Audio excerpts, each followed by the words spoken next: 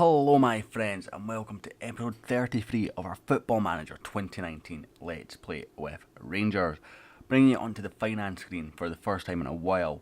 As you can see, we've got a £41 million transfer budget remaining, 600,000 in the wage budget with 536,000 of that committed, 43 million in the bank account, so all good stuff there. So looking at that, you think we've probably not done a whole lot of business. You'd be wrong, and believe me, it has been probably the craziest January I've ever had in terms of the way it's went. I was planning a fairly small month, maybe try and pick up a couple of players, sell a couple of the fringe players, and that was going great for the first part of the transfer window. We're going to start with the outs. As you see, 98 million total for outs. I can't remember what it was going into this month, but I can assure you it was nowhere near 98 million.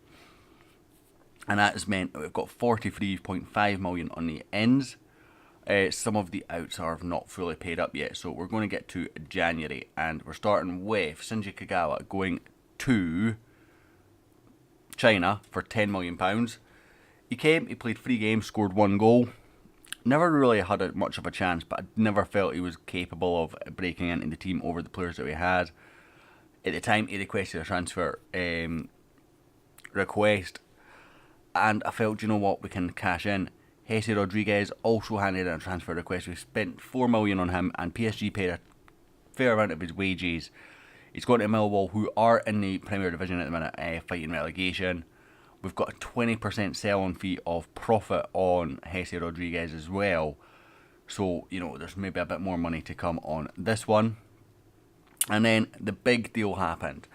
Very early in the window, this Chinese team offered a fair amount of money for Borna Barisic. And initially, I wasn't even interested in negotiating with them. I said, nope. And I just negotiated for insane fees, and eventually we've got 20 million up front and 13 million over 12 months. It's either over 12 months or over 2 years with payments. I can't remember which way it is, but either way, there's another 13 million of it to be paid. Didn't really want to sell Barisic. You know, he was very, very influential for our team, but I don't feel that we can turn down that kind of money in our position right now. Kevin Mitchell and John Hughes we managed to get a loan for as well, and Marco Billat away on loan as well. Chris Wilson also on loan. And Jordan Rossiter also away to China. We managed to get 10 million for him. Now, I felt we could have got this. I felt that Jordan Rossiter was so hindered by his injuries. You know, I felt there was a player in there, but I couldn't keep putting him in, having no real third choice, and then him get 3-month injury. I think last season was 2 in quick succession. He was almost out, back for a couple of days, and then out again for another 3 months. So 6 months worth of injuries last season, and I felt we cannot risk that. So I transfer listed him in the summer. We got no nibbles other than a couple of very, very unrealistic loan offers. And then I transfer listed him again. Again, we got no real offers for him. And then right at the end, this Chinese team came in and they offered, I think it was 6 million at the time. And I went, do you know what, I'll try for 10, thinking, oh, they'll negotiate it. And I can sort of settle about what his value was at the time was 7.5 million. And he instantly accepted the 10 million. And I was like, oh, we could have got more, but I'm happy with it. So Jordan Rossiter also leaves for £10 million. So that's 10, 20, 53, 61 million out on this transfer window. So about 30 odd million out on the 37 million out on the previous. So that left us with the ends. So Julian Von Moose was already agreed. The minute that I thought we were selling Katic earlier in the season, we did have a couple of nibbles for Katic, but again, nowhere near anything that I was going to talk about. But when we initially had the deal accepted with Wolves, that was a very, very good deal, and I actually feel like that was probably the best deal. I signed Julian Von Moose as a striker. Now, Julian is come from Basel. He's a wonder kid, is his media description, which I always like because it tends to mean that the PA is above a certain amount. I can't remember what that is off the top of my head, but it tends to mean there's something about him. He's quick, certainly off the line, very good finisher, good composure. Concentration is maybe not the best, off the ball is not the best. But if I remember correctly, my staff said he was consistent as well, which was fairly important, although I'm not seeing it here. He has arrived injured, however, so he's not actually had a game. He's sort of recovering into fitness now. 12 days away, so maybe another couple of games. We've got Alan Campbell from Motherwell for 5 million, rising up to 6 million. Apologies for phones going off in the background. Alan Campbell is a very good young Scottish player. I've been keeping the tracks on him, and eventually Motherwell were willing to discuss for a reasonable sort of fee. 5 million, maybe slightly more than what I want to spend, but I feel like there's again a player in here. He's a direct replacement for Jordan Rossiter and can come in and play the half-back role fairly well.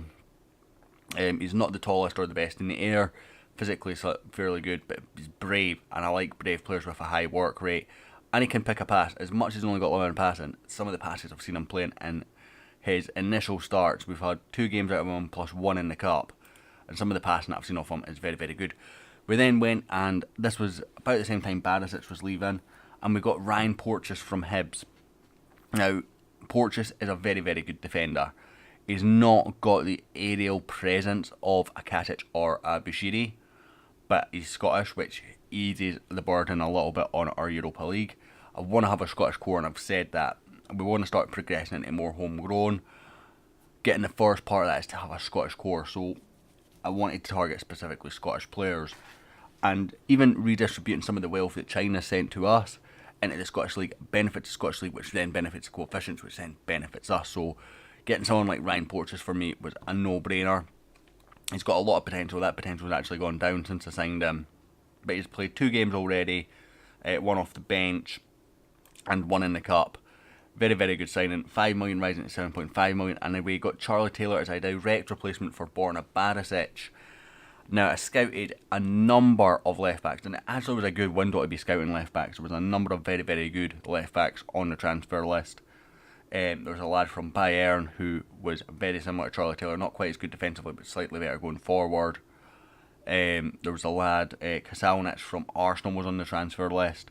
Charlie Taylor was on the transfer list. There was another couple, and there was another couple that again were negotiable on fees that weren't too bad. So this was a very, very good window to sell Barisic, in all honesty. Charlie Taylor comes in as a direct replacement because he was the best value of those options. I think the lad from Bayern was marginally better. He went to Brighton in the end, but wage-wise he would have wanted more. It would have cost double the fee, and I don't think there was enough between the two players to justify that. Plus Charlie Taylor's a year younger, so we get an extra year out of him. But he comes in, is much better defensively than Borna Barisic was. Not quite as good going forward, as you see, 16 crossings and 14 corners. Is a fair bit less than the 18-18 that Barisic had, but he's the kind of defender that I like. For the price difference, he is not, 28 million worse than Borna Barisic. We also got Greg Taylor. Now, my plan when I seen this was I scouted Greg Taylor. Again, he wasn't on the transfer list, but he was sort of one of those, right, he's a Scottish player who's really fairly decent. I'll scout him, see what kind of price they're wanting for him, and see what my scouts are rating him at right now. Scouts didn't rate him that much better than Itter right now. In fact, very, very similar. But again, he's Scottish, and I thought, you know what, we could actually loan Itter out. That didn't quite work out. But the price was absolutely perfect. This was actually a bumped up fee because he turned us down initially. But 1.3 million rising to 1.5 million got us Greg Taylor in from Kilmarnock. We then got Harry Cochrane in as our final deal of the window. There was one more that I'm really disappointed we didn't quite get. Again, a bumped up fee because he initially rejected us and then accepted a much, much lower contract. I think he sacked his agent after his agent rejected us. I think I offered him $6,000 and his agent demanded 8, and I went, right, I want, what about 7.5, and he turned it down. Agent got sacked, a transfer request went in, the price went up because other interest came in at that point. So the fee doubled, but the wages are more than quartered. So he comes in for, 2.8 million rising to 4.1, but that's all after appearances for club and international level. A fairly good buy, I think, getting Harry Cochrane. He is a deep line playmaker, but will transition nicely into an advanced playmaker. If you remember last year, I'm sure I played him as a cam last year in my heart save, where I really enjoyed him. And I thought he was fairly good. So hopefully we can get a similar level of performance out of him. He's already made his debut, getting a 6.7, not ideal, but he's not going to be a first team choice. The other thing that we need to go through is the future transfers. Now, you'll know some of these already, but we're looking just at the loan lads. So Felix Passlack we did make an offer with. Unfortunately, Wolfsburg were able to offer us more wages. I don't think he was that keen. Casey Palmer, however, we did get. Chelsea then said to me, do you want to buy him for 3.3 million? Now his wages at the end of the year are going to go up to about 18 grand. And Chelsea come to me and they go, do you want him to have him for the rest of the season for 3.3 million and almost double his wages? And I went, why would I do that? I'm paying you 3.3 million and I'm paying him an extra 8 grand a week. I'll just take the cheaper 6 months. And then Dominic Solanke we tried to get as well. Unfortunately, he's joined Nice now. I don't, again, think he was ever really completely interested in coming. The reason for that was, as soon as I put a bid in, Celtic had a minor interest in it. Said that he had minor interest in not minor interest in joining us, but he might wait until Celtic make an offer. Celtic was his preferred destination. At that point I was fairly uncomfortable. He's gone to Nice instead. Again, they offered a fair bit more money than what we did, so I can't really complain too much. I did say to you a few episodes as well, we're going to go through the staff. Now, I've not actually done all the staff things that I wanted to do, but again, if we go into transfer history and then go into staff, we can see this. So as you see, Gudjonsson went at the start of the season, actually completely missed that. Don't even know if we have an under-18s manager now. Or was he? No, he was just a coach here, right? That's fine. I do know I need to go and adjust the under-18s. Staff-wise, Liam Sweeting left for Tottenham and Gary McAllister left as well. So Paul Fernier replaced Sweeting. Ben Petty's our new assistant manager. Stat-wise, he's not as good as Gary McAllister, but I'm not very good at the training side of this game yet. So I was just basically looking at this and then the best I could get with the stats. So he is now training more for our tactics. I mean, it's not quite perfect, but it's not far from. Rennie Stam comes in as a goalkeeping coach. He is extremely good as a goalkeeping coach. I realised that I didn't actually have a goalkeeping coach, and it was only when I seen I had a spare one.